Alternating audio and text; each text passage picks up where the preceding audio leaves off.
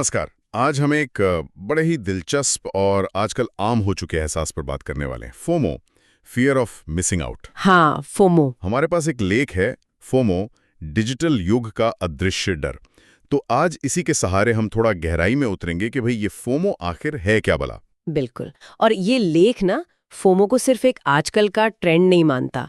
ये इसे एक ज्यादा गहरे मनोवैज्ञानिक और आप कह सकती हैं सामाजिक मुद्दे की तरह देखता है। अच्छा। हाँ, इसका मेन पॉइंट यही है कि ये जो हमारी डिजिटल कनेक्टिविटी है ना, इसने इस पुराने से डर को एक नया और कहीं ज्यादा पावरफुल रूप दे दिया है।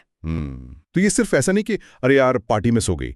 लेख इसे कैसे समझाता है, मतलब डेफिनेशन क्या देता है? देखिए, लेख कहता है कि फोमो वो एक लगातार वाली चिंता है कि दूसरे लोग ना हमसे ज्यादा मजेदार या फायदेमंद अनुभव कर रहे हैं। अच्छा। और ये सिर्फ जानना नहीं है कि कुछ हो रहा है, ये वो फीलिंग है कि हम उस अनुभव से पीछे छूट गए, मतलब हमें वो नहीं मिला। हाँ हाँ। और लेख इस पे जोर देता है कि सोशल मीडिया जैसे इंस्टाग्राम है, स्नैपचैट है, ये इस फीलिंग के लिए एकदम परफेक्ट माहौल बना देते हैं। हाँ, ये तो है। हम हर वक्त दूसरों की जिंदगी की वो जो हाईलाइट रील होती है वही देखते रहते हैं। लेकिन लेख इसके साइकोलॉजिकल कारणों पर क्या कहता है? क्या ये सिर्फ दूसरों से कंपेयर करने की आदत है? नहीं, लेख इसे और गहराई से देखता है।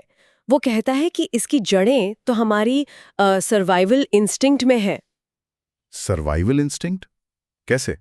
मतलब हजारों साल पहले सोचिए, हमारे पूर्वजों के लिए झुंड से अलग होना या कोई जरूरी जानकारी मिस कर देना जान का खतरा बन सकता था। अच्छा, हाँ। तो लेख का तर्क है कि हमारा दिमाग आज भी जब हम अकेला या बाहर महसूस करते हैं तो वैसी ही एक एंग्जाइटी, एक चिंता पैदा करता है, चाहे आज वैसा खतरा ना हो। अरे वाह, ये तो बड़ा इंटरेस्टिंग है। तो ये एक तरह की पुरानी वायरिंग है जो आज के डिजिटल माहौल में मतलब ओवरलोड हो रही है। बिल्कुल।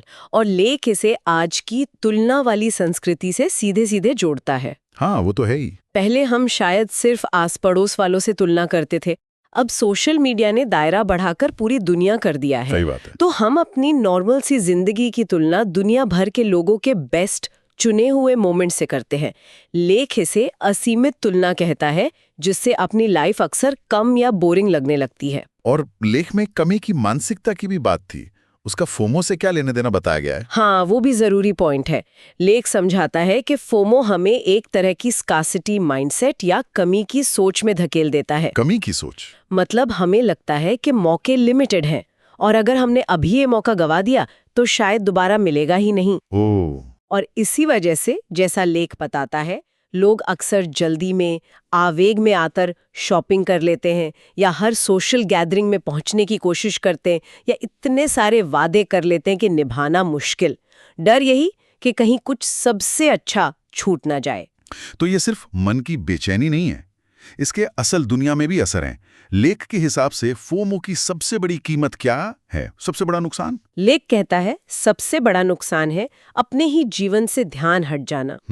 जब हम लगातार इसी चिंता में हैं कि दूसरे क्या कर रहे हैं, कहाँ जा रहे हैं, तो हम अपने लक्ष्य, अपनी खुशियाँ और सबसे जरूरी अपना जो अभी है, जो प्रेजेंट मोमेंट है, उस पर ध्यान देना भूल जाते हैं। बात तो गहरी है। लेख इसे ऐसी सिचुएशन बताता है जहां हम दूसरों की जिंदगी का पीछा करते करते अपनी जिंदगी जीना ही भूल जाते हैं। ये तो सच में सोचने वाली बात है। अच्छा, अगर ये इतना गहरा है तो क्या लेख इससे निकलने का कोई रास्ता भी बताता है? ये जोमो क्या चीज है? हाँ, बिल्कुल बताता है। जोमो यानी जॉय ऑफ मिसिंग आउट।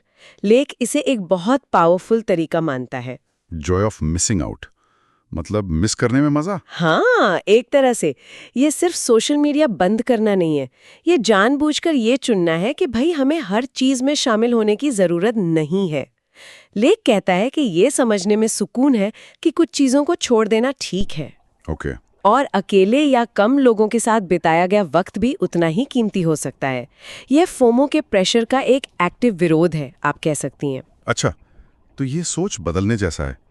लेख में कृतज्ञता जर्नलिंग यानी ग्रेटिट्यूड जर्नलिंग की भी बात है। वो कैसे मदद करती है इसमें? हाँ, लेख बताता है कि जब हम रोज उन चीजों को लिखते हैं जिनके लिए हम शुक्रगुजार हैं, तो हमारा फोकस बदलता है। कैसे? फोकस जो हमारे पास नहीं है से हटकर जो हमारे पास है उस पर आ जाता है। जब हम अपनी अच्छी चीजों पर ध्यान देते हैं तो दूसरों से तुलना करने की जो इच्छा है वो अपने आप कम हो जाती है। लेख इसे अपनी अंदरूनी शांति बढ़ाने का एक प्रैक्टिकल तरीका मानता है। और सोशल मीडिया का इस्तेमाल क्या लेख कहता है कि बिल्कुल बंद कर दो? नहीं नहीं, लेख काफी प्रैक्टिकल है इस मामले में। वो कहता है कि शायद सबके लिए पूरी तरह बंद करना मुमकिन न हो, लेकिन इसका सीमित और सचेत इस्तेमाल बहुत जरूरी है। सचेत इस्तेमाल मतलब सोच समझ कर। हाँ, सबसे जरूरी ये याद रखना कि सोशल मीडिया पर जो दिखता है वो अक्सर असलियत का एक छोटा सा चमकाया हुआ हिस्सा होता है, पूरी कहानी नहीं। स्क्रीन टाइम कम करना, नोटिफिकेशंस मैनेज करना, ये सब छोटे छोटे कदम हैं जो लेख सुझाता है। और आखिर में वो अपने रास्ते पे ध्यान देने वाली बात भी थी, लेखों से कैसे समझाता है?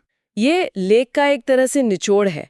वो कहता है कि हर किसी का सफर अलग है, कामयाबी के मायने अलग है, खुशी का रास्ता अलग है। दूसरों की रेस में दौड़ने के बजाय जब हम अपनी ज़रूरतों, अपने उसूलों और अपनी रफ्तार पर ध्यान देते हैं तो फोमो का असर अपने आप कम हो जाता है। लेख के मुताबिक असली सुकून दूसरों से आगे निकलने में नहीं है, बल्कि अपने चुने हुए रास्ते पर ठीक से चलने में है। तो कुल मिलाकर ये लेख फोमो को सिर्फ एक ऊपरी डर नहीं मानता, बल्कि आज की डिजिटल लाइफ की एक अहम चुनौती की तरह देखता है। बिल्कुल सही। और लेख का फाइनल मैसेज यही है कि ये जो एक अदृश्य बंधन सा बन गया है, इससे आज़ादी मुमकिन है, लेकिन उसके लिए कोशिश करनी पड़ेगी, अपनी प्रायोरिटी समझनी होंगी। हाँ। चुनाव आखिर में हमारा ही है, क्या हम दूसरों की बनाई रेस में दौड़ते रहें या अपनी राह खुद चुने। और इसी सोच के साथ हम आज की ये बातचीत यहीं खत्म करते हैं। एक सवाल आपके लिए छोड़ जाते हैं, क्या दुनिया की दौड़ में शामिल ना होकर अपनी रफ्तार से चलने में ज्यादा सुकून है? सोचिएगा जरूर।